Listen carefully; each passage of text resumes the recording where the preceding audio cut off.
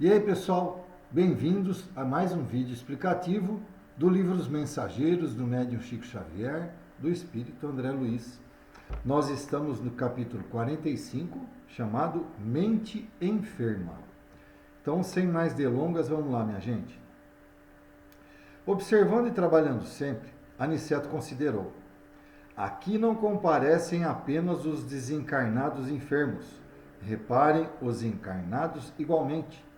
Entre o nosso círculo e a Assembleia dos Irmãos Corporificados, a percentagem de trabalhadores em relação ao número de doentes e necessitados é quase a mesma. Quer dizer, tanto era o encarnado e desencarnados, né? Era a mesma coisa. Tanto faz percentagem como porcentagem, é a mesma coisa, tá bom, gente?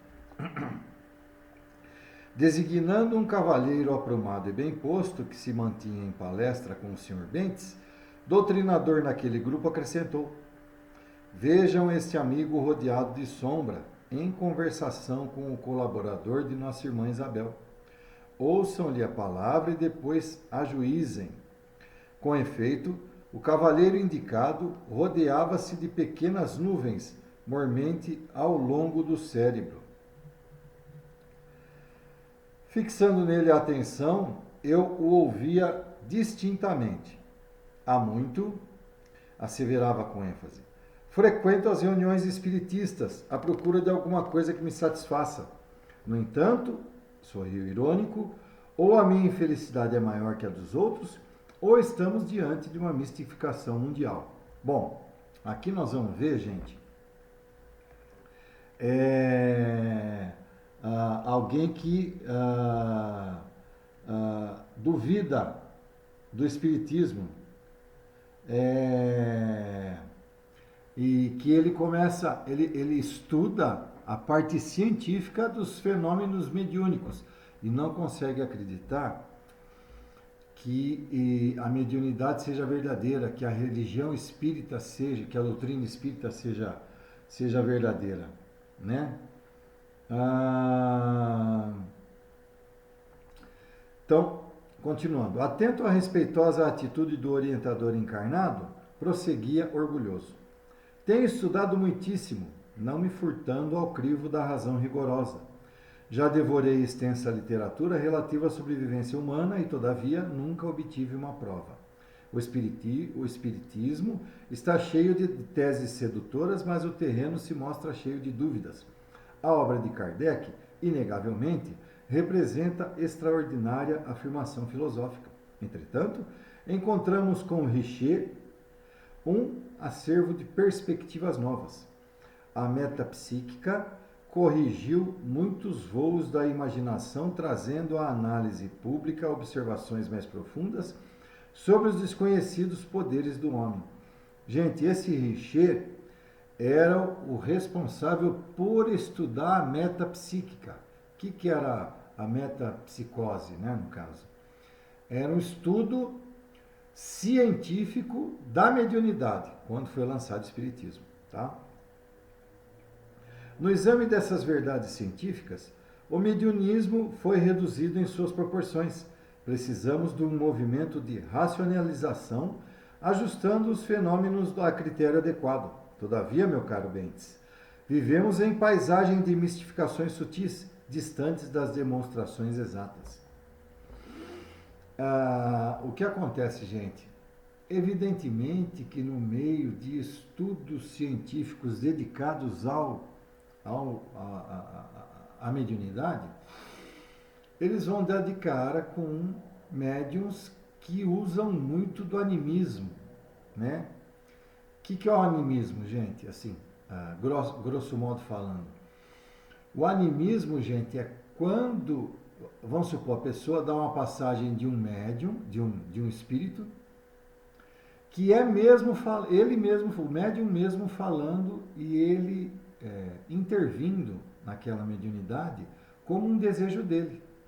De repente a intenção do médium até é boa, só que ele deixa a vontade dele, como humano, prevalecer sobre a vontade do espírito que está dando comunicação.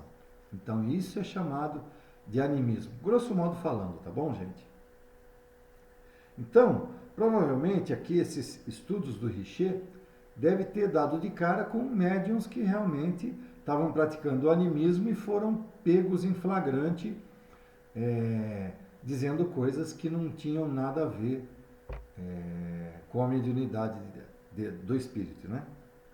A essa altura, o interlocutor, muito calmo e seguro na fé, interveio considerando: concordo, Dr. Fidelis, em que o espiritismo não deva fugir a toda espécie de considerações sérias.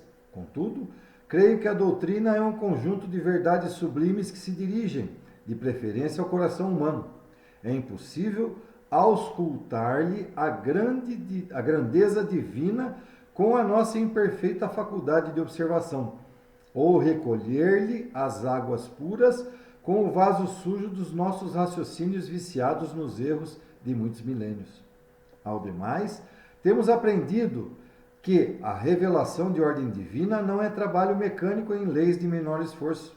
Lembremos que a missão do Evangelho com o Mestre foi precedida de um esforço humano de muitos séculos. Antes de morrerem os cristãos nos círculos do martírio, quantos precursores de Jesus foram sacrificados? Gente, primeiro é o seguinte, né? O que o Bentes aqui fala, né?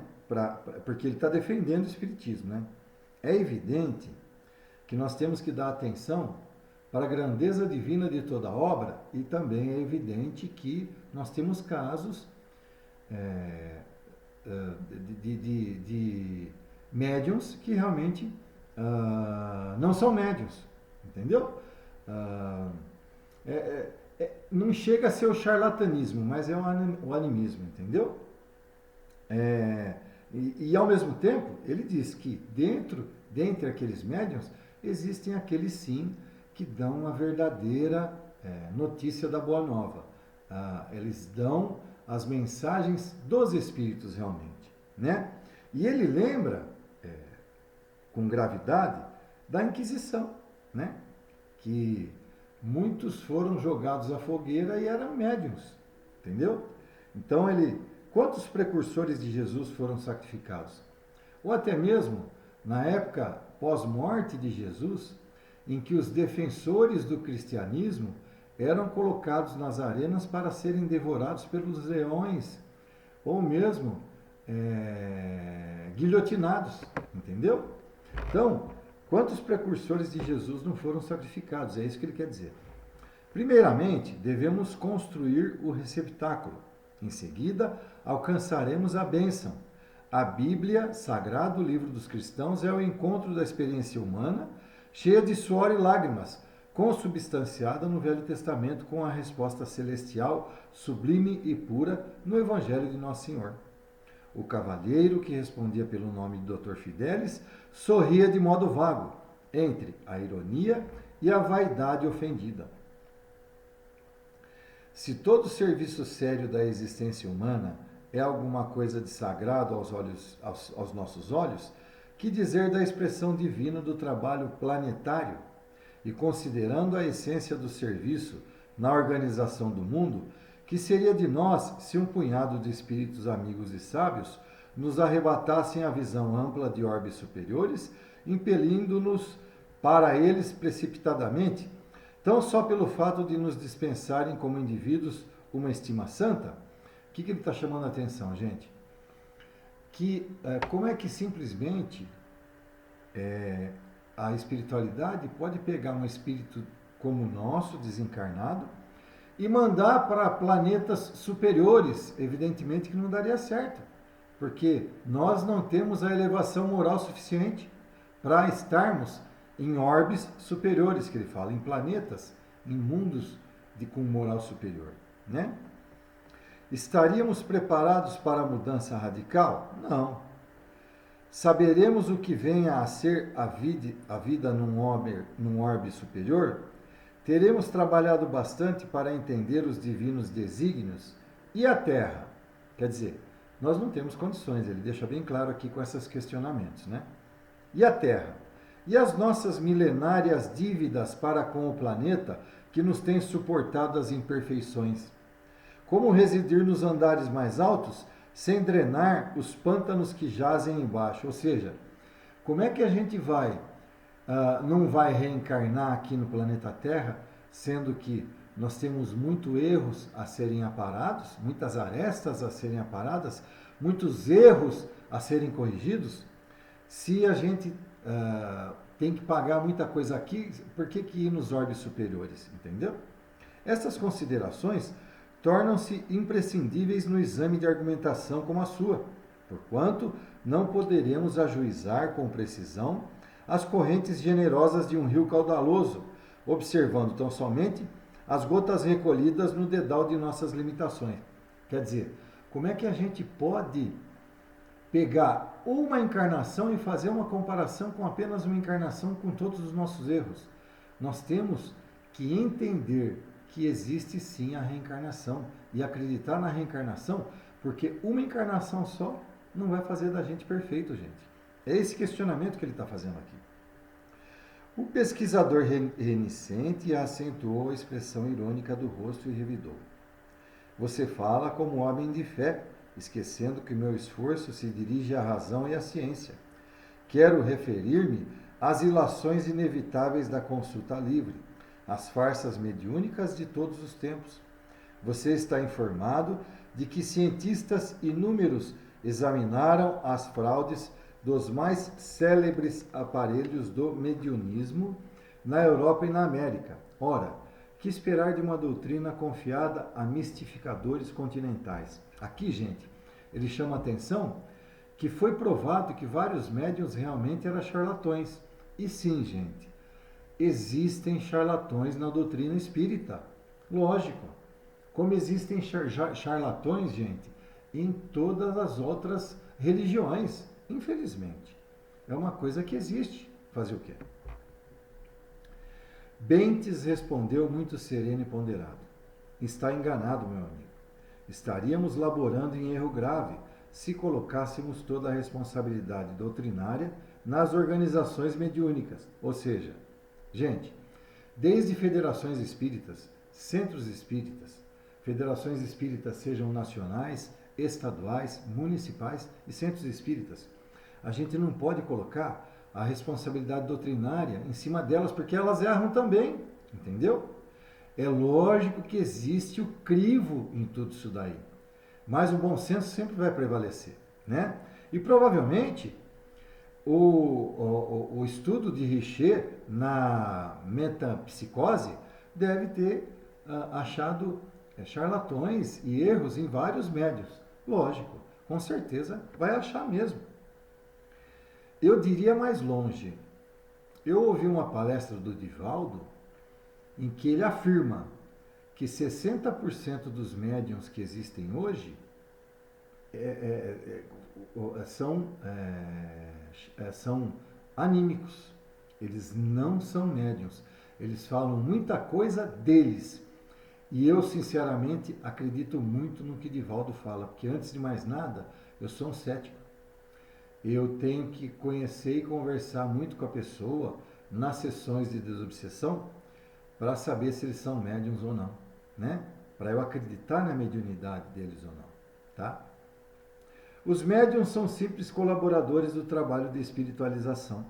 Cada um responderá pelo que fez das responsabilidades recebidas, como também nós seremos compelidos a contas necessárias algum dia.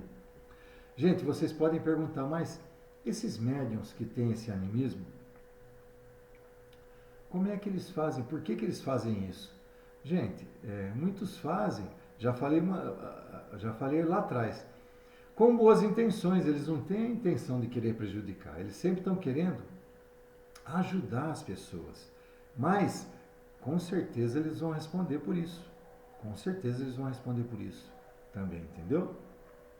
Não poderíamos cometer o absurdo de atribuir a concentração de todas as verdades divinas somente na cabeça de alguns homens, candidatos a novos cultos de adoração.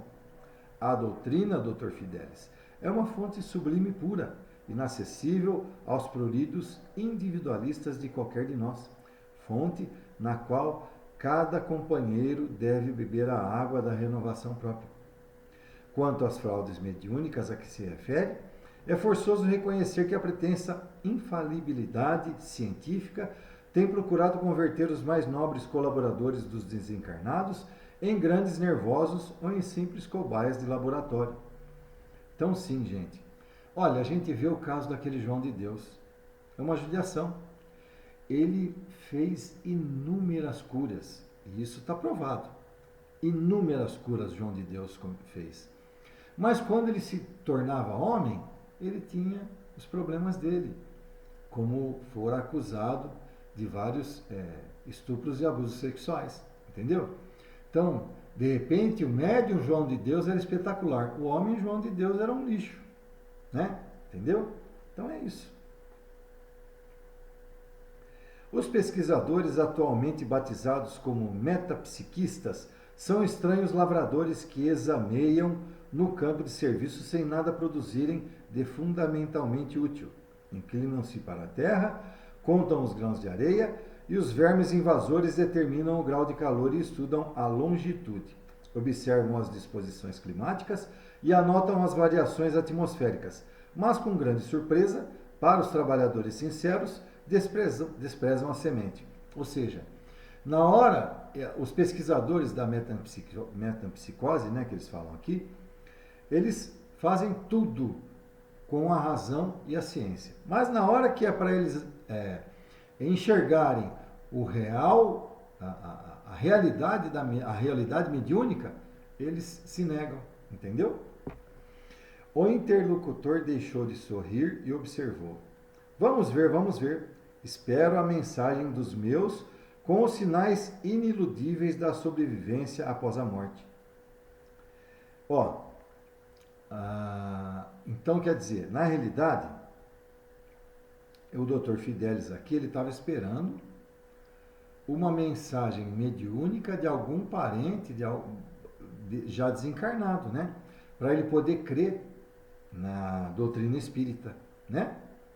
Aqui está claro, né? Espero a mensagem dos meus com os sinais iniludíveis da sobrevivência, né? Após a morte. Então, gente, um problema evidente que a espiritualidade pouco provê esses ateus, esses que não acreditam na doutrina, entendeu?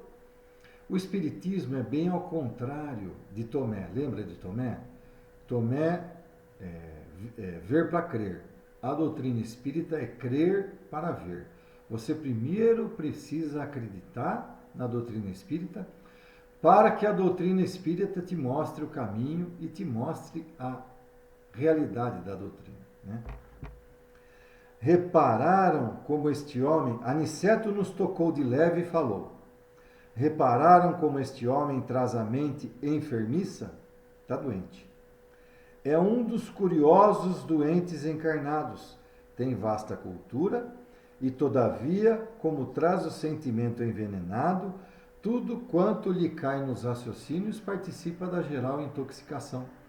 É pesquisador de superfície, como ocorre a muita gente. Tudo espera dos outros, examina seu semelhante, mas não ausculta a si mesmo. Quer a realização divina sem o esforço humano. Reclama a graça, formulando a exigência. Quer o trigo da verdade sem participar da semeadura. Espera a tranquilidade da fé sem dar-se ao trabalho das obras. Estima a ciência sem consultar a consciência. Prefere a facilidade sem filiar-se à responsabilidade. E vivendo no torvelinho de continuadas libações, agarrado aos interesses inferiores e à satisfação dos sentidos físicos em caráter absoluto, está aguardando mensagens espirituais. Quer dizer, gente, Aniceto chama a atenção de que ele tem todos os caminhos pela frente e toda a comprovação necessária, mas não dá ouvidos a isso daí. O que Jesus falou. Quem tem ouvidos de ouvir, que ouça. Esse, no caso, está fechando os ouvidos para a verdade. Estávamos admirados ante as conclusões interessantes do instrutor amigo. Vicente, que se mantinha sob forte impressão, perguntou: afinal de contas, que deseja este homem? Aniceto sorriu e respondeu: também ele teria imensas dificuldades para responder. Para nós outros, Vicente, o Dr. Fidelis é um desses enfermos que ainda não se dispuseram a procurar o alívio, pelo demasiado apego à sensação. Ou seja, muito materialismo, muita razão, muita ciência e nenhuma fé. Gente, vocês querem ter um exemplo desse aqui? De um espírito como esse que vai dizer, na hora de desencarnar? Pega o meu estudo anterior, da obra Crônicas de um Despertar, e vocês vão entender direitinho o que um espírito, o que uma pessoa como essa vai passar na hora de desencarnar, né? Infelizmente, viu? Então, fim do capítulo 45, Mente Enferma. Dessa vez eu demorei um pouquinho mais para lançar um novo vídeo, mas eu prometo que agora eu vou tentar manter uma certa rotina para nós terminarmos. Lembrando que esse livro aqui ele tem acho que 53 capítulos. Nós estamos no 45, né? 51 capítulos, né? E nós estamos já no 45, quer dizer, nós estamos na parte final do livro, né? Vamos para o capítulo 46, faltarão 45, 46, 47, 48, 49, 50 e 51. Mais 6 capítulos e nós terminaremos esse livro. Muito bem, minha gente. Eu peço desculpas porque eu cometi muitos erros na hora da leitura. E mais uma vez eu falo, eu não edito os vídeos. Então todos os erros, seja de leitura, seja na hora de comentar de algum comentário, estão aí no vídeo, para vocês verem, tá bom? Vão lá, minha gente, curtam, façam parte do canal, vão lá no sininho, vão lá fazer parte, compartilhem mais esse capítulo, para que a nossa querida doutrina fique cada vez mais conhecida. E você ficando filiado você ficando sócio desse canal, né? Você se inscrevendo no canal, esse termo foi difícil de achar. Você se inscrevendo no canal, gente, cada vez em que eu lançar um vídeo novo, vai lá aparecer no sininho a observação de um novo vídeo. Um abraço e até a próxima.